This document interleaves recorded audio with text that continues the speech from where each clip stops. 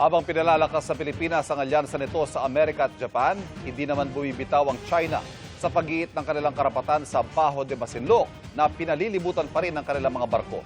Nakatutok si Chino Gaston.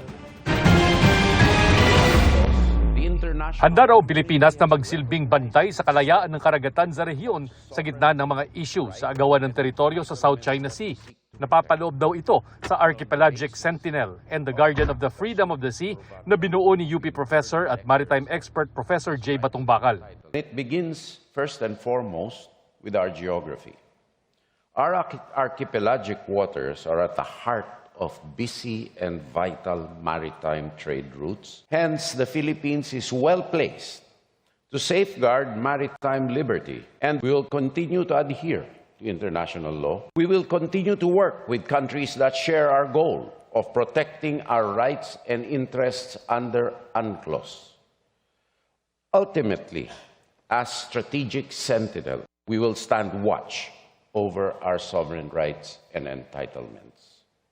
And as guardian of freedom of the seas, we will stand watch with the international community. Isa sa mga unang nagtanong kay Teodoro, ang Chinese senior colonel na si Chi Zhang, na kinwestiyon ang panggugulo umano ng Pilipinas at pag-deploy ng mga sundalo sa mga isla at bahura sa West Philippine Sea. You mentioned that Philippines respect the rule of law and preferred peaceful settlements of disputes.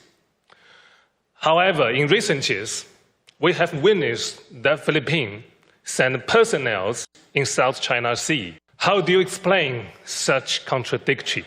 Sagot ni Teodoro, hindi ang Pilipinas ang nanggugulo kundi ang China na ayaw idulog ang issue ng teritoryo sa formal arbitration na kinikilala ng international law. The encounters are caused by an occupant without any right or any legitimate claim that they are willing to demonstrate impartially before an international tribunal, such as in the arbitral award. Sa isang pahayag ng Southern Theater Command ng People's Liberation Army ng China, sinabi nitong nagpatrolya ang Navy at Coast Guard ng China sa palibot ng Bajo de Masinloc.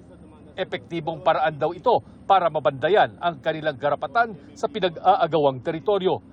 Pinabulaanan niyan ng Armed Forces of the Philippines. Ang naobserbahan daw ng kanilang puwersa ay mga nagkalat na Chinese vessels na nag-ooperate independently.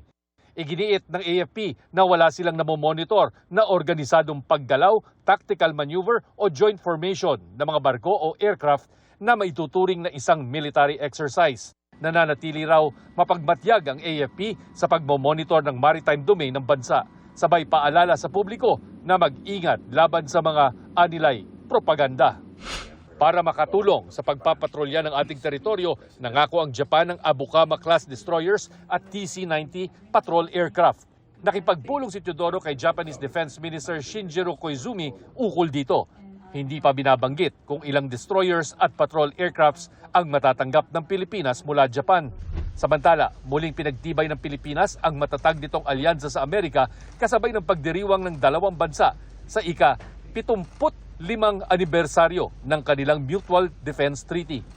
Ipinarating ni Teodoro ang pagbati kay U.S. Secretary of War Pete Hegseth sa ginanap na International Institute for Strategic Studies Shangri-La Dialogue kahapon. Chino Gaston, nakatutok, 24 oras.